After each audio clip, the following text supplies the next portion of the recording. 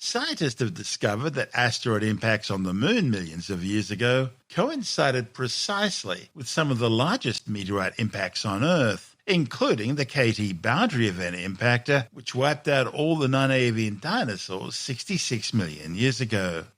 The findings, reported in the journal Science Advances, also shows that major impact events on Earth are not standalone events, but are accompanied by a series of smaller impacts. Now, all this sheds new light on asteroid dynamics within the inner solar system, including the likelihood of potentially devastating Earthbound asteroids. The study's authors examined microscopic glass beads up to 2 billion years old that were found in lunar soil brought back to Earth in December 2020 as part of the Chinese National Space Agency's Chang'e 5 lunar mission.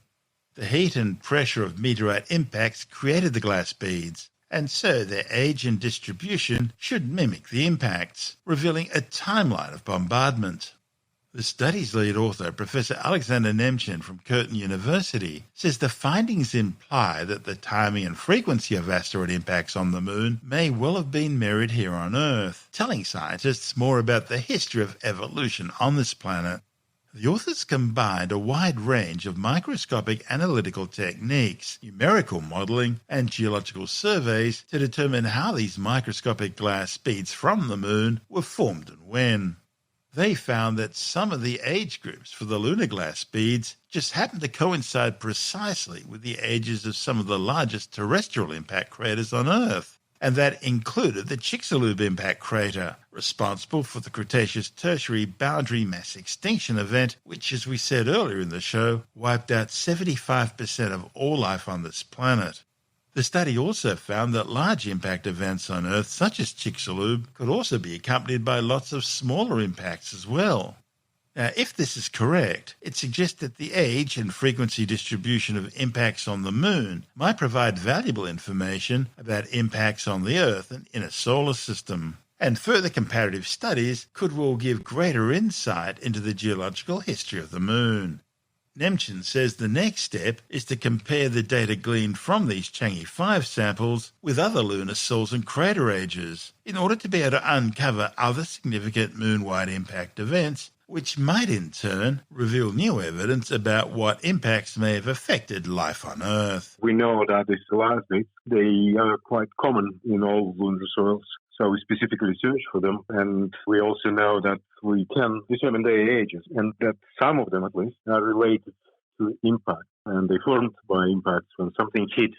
Projectile hit the ground, doesn't really matter where on the Moon, on Earth or other planets. There is enough energy to melt some of this material, distributed as a little droplet. It melts, solidifies, and then we finish with glass. So by analyzing these materials, these glass bits, we can actually get the age of impact, and that was kind of what is the general aim of the studies people do with this thing. So we did it with the new sample because the new sample is different slightly, and then there are some interesting results coming out of that.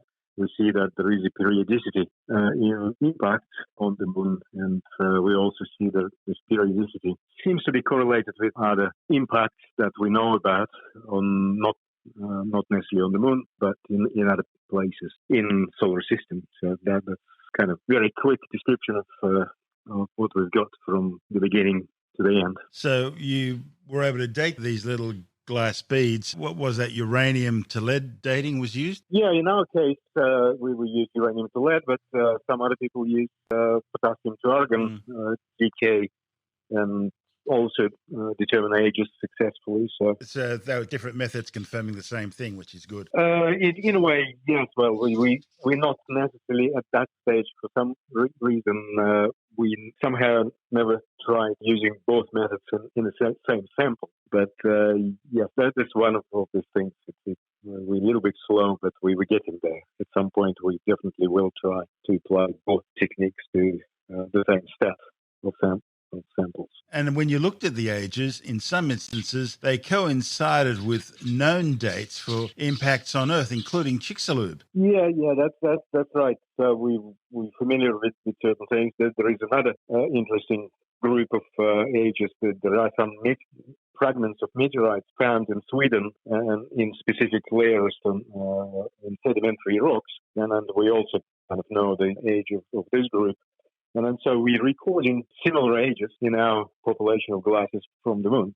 So there is this consistency across two different planets somehow. Just the other day, there was a study we reported on which looked at a large impact crater in the North Atlantic Ocean just off the coast of Africa, which also appears to coincide with the Chicxulub impact. So it appears, at least in the case of Chicxulub, this is the dinosaur-killing asteroid, it wasn't a single event. It was there may have been a cluster of rocks which impacted. Some of them hit the Earth. Some hit the moon. Yeah, and we also see this group of phages in meteorites that are coming from asteroid belts. So the idea is that it also happens, something happening in asteroid belt at the same time. So all these events are probably happening at increased rate all through the inner solar system somehow. Where to next?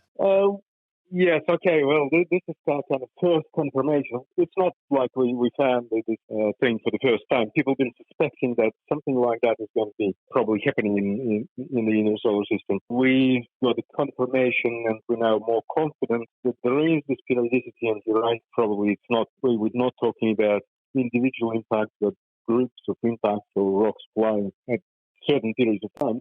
So we need to push it a little bit further and then try to understand why. Well, we understand that something happening probably in solar system that destabilizes orbits of, say, asteroids.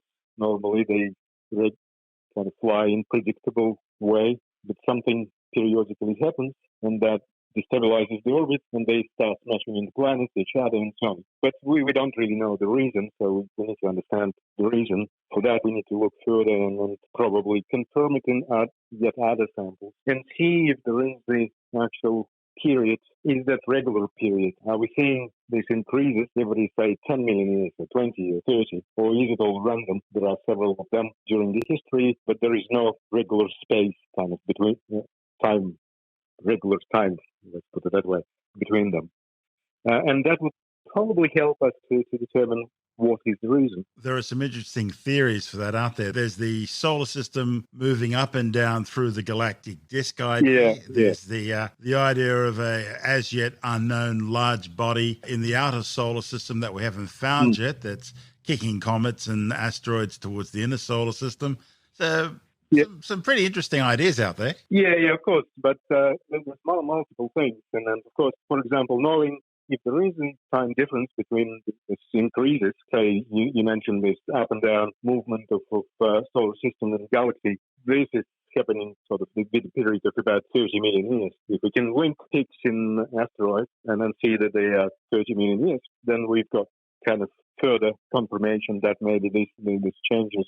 Another possibility is that the process is quite random. Say a couple of asteroids for some reason collide in asteroid belt, and then it's like two cars colliding on a highway during heavy traffic. It usually results in pile up or something like that. Only in asteroid belt they start flying in all sorts of directions. So it could be done random, but again, we don't know enough detail about the process to start saying what idea is correct.